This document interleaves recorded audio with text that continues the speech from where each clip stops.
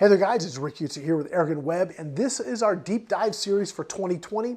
This year we're going to be looking at BSA Airguns. We can take a look at the brand, the kind of things they do with their airguns, what's very cool about them. I'm very excited. Stay with us.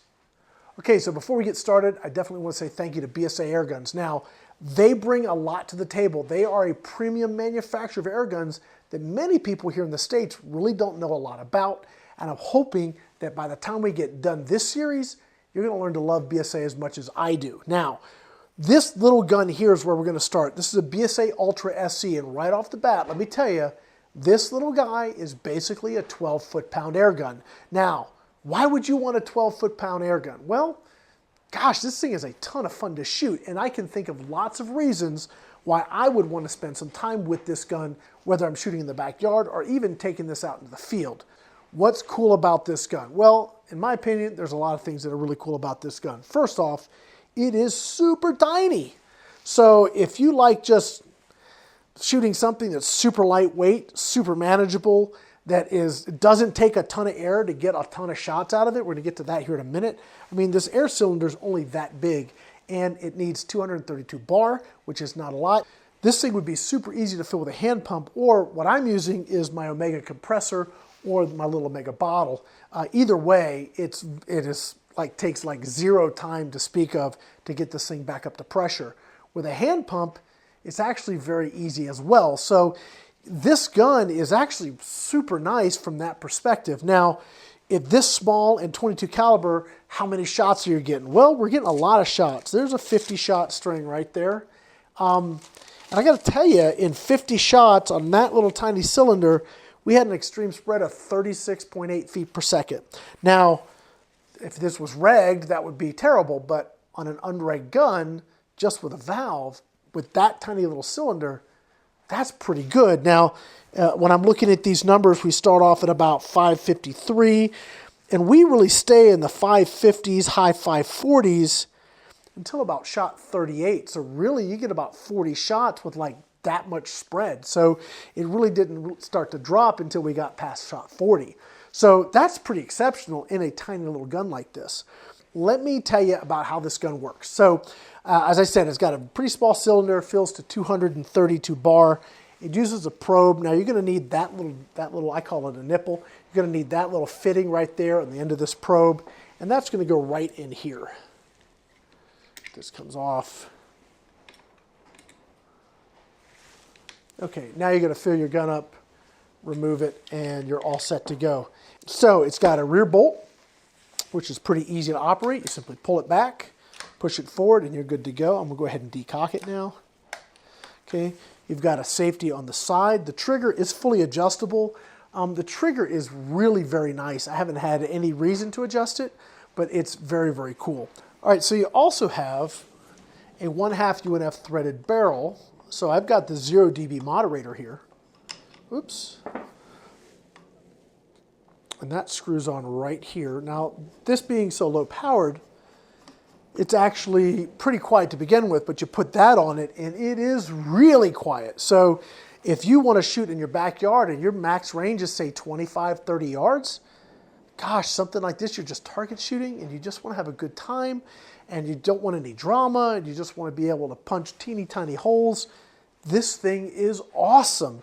And now something that most people may not pick up on, but I picked up on it immediately, is this right here, the way this rail is designed. So if you look, most of the time, the magazine sits up above the rail, which means your scope's got to have these really high mounts to clear the mag. Not with this. If you notice, this is pretty tight to the bore right here because I could use a little shorter mounts. I don't have to worry about mag clearance, so that's kind of cool. It actually gets you real tight, which is kind of nice. I liked it quite a bit. All right, we've got an ambidextrous stock, and that's about it. Now what we need to do really is probably put a few pellets downrange. I'm going to go reset and brave the wind a little bit here. We're going to set up at 25 yards because really that's ideal for this gun. Again, it's 10 to 12 foot-pounds, so this isn't a 50 foot-pound gun or 32 or 40 foot-pound gun. This is really your backyard plinking gun, and it does that exceptionally well. I'm going to go reset. We'll be right back. All right, everybody, as you can see and hear, it's windy, and not just a little bit, but we have a fairly significant sustained wind. Now it's coming sort of right at us, sort of like right about that angle. So we'll see what kind of effect it's going to have on our shots here. But before we do anything, let's go ahead and load our mag.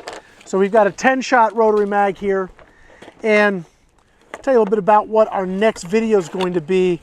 I wanted to do something where you guys could sort of see what we're going to be looking at for shooting accuracy.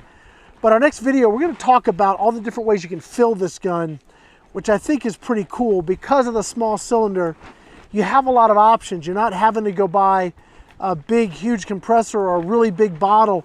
If you're just target shooting in the backyard, or you're doing some light pesting out to really 50 yards reasonably, this thing is great, and you don't need to go and get a bunch of gear to make that happen. So again, sorry for the wind, but we're at 25 yards here.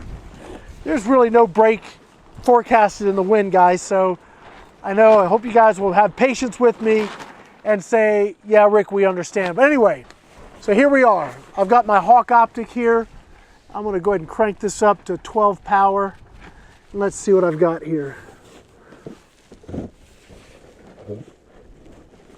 All right, so I'm gonna go for the center top, and I'm not quite sure where I'm gonna be hitting, but we're gonna find out here. All right, let's see what happens.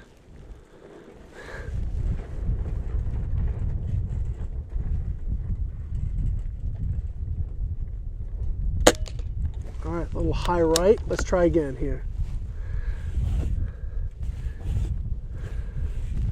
A little break in the wind.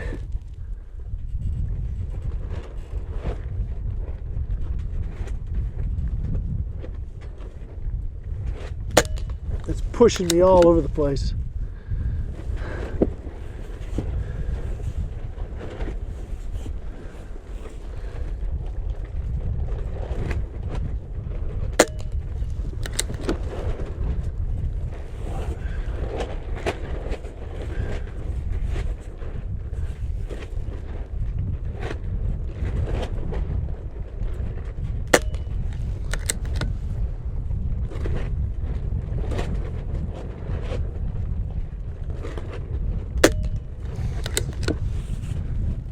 Alright, so we've got 5 shots there. I'm going to actually adjust my scope here. And I think we're going to go down just a hair.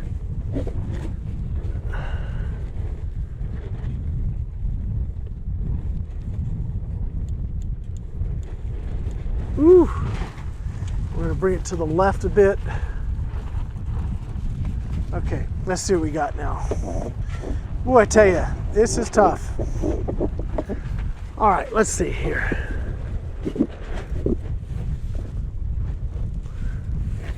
Okay, I'm gonna go for the target right below the first one there in the center. Woo! Here we go.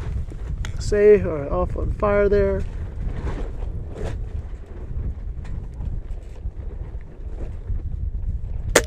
Ooh.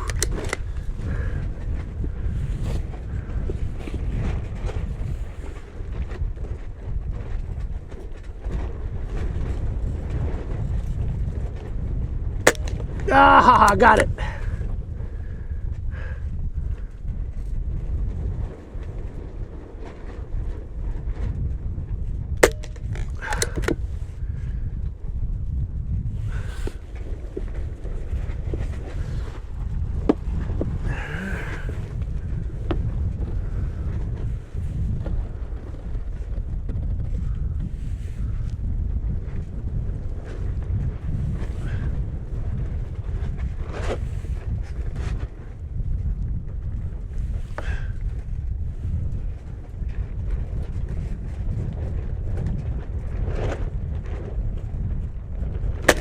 Oh, that got away from me. Last shot. I don't like that there. All right.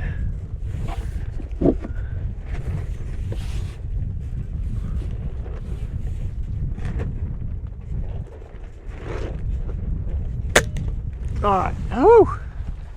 Okay, I don't like these stands, so I'm going to go trade these out for something different. I'll be right back. All right. All right, see if this works a little better.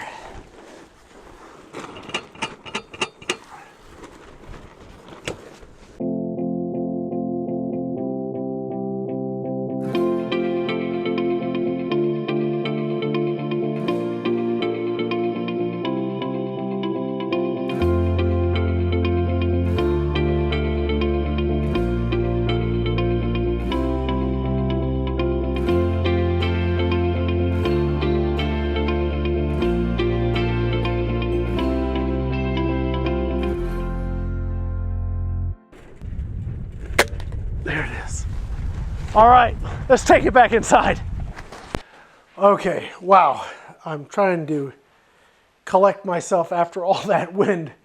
All right, so just for giggles, I thought I'd put a micrometer on some of those groups. And the very first group happened to be the best one I shot. But that group on the micrometer, center to center, was about 0.32 inches. So we're at that kind of wind at 25 yards. I'm watching the sight picture just go all over the place with the wind hitting me, and we still are able to squeak out like a 0.32 inches center to center. That's pretty impressive. It kind of highlights why I like guns like this. They're just super fun for the backyard, guys. Tons of trigger time. You don't have to go down to the range. You don't need a lot of gear to fill them, although our next video we're going to talk about all the different ways you can fill this, which I think is going to be a lot of fun. But you just have such accessibility to trigger time with something like this. You put the ZeroDB on it, it's super quiet. Heck, if you had enough room in your garage, you could be shooting 10 meters in your garage.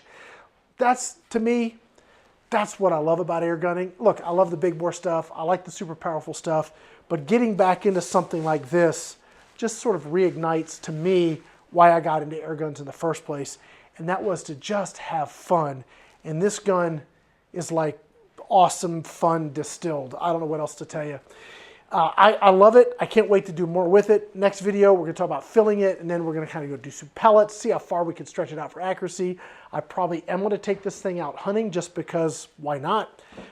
Anyway, I think it's going to be a very, very cool season. We're going to see what BSA has to offer for air gunners here in the States.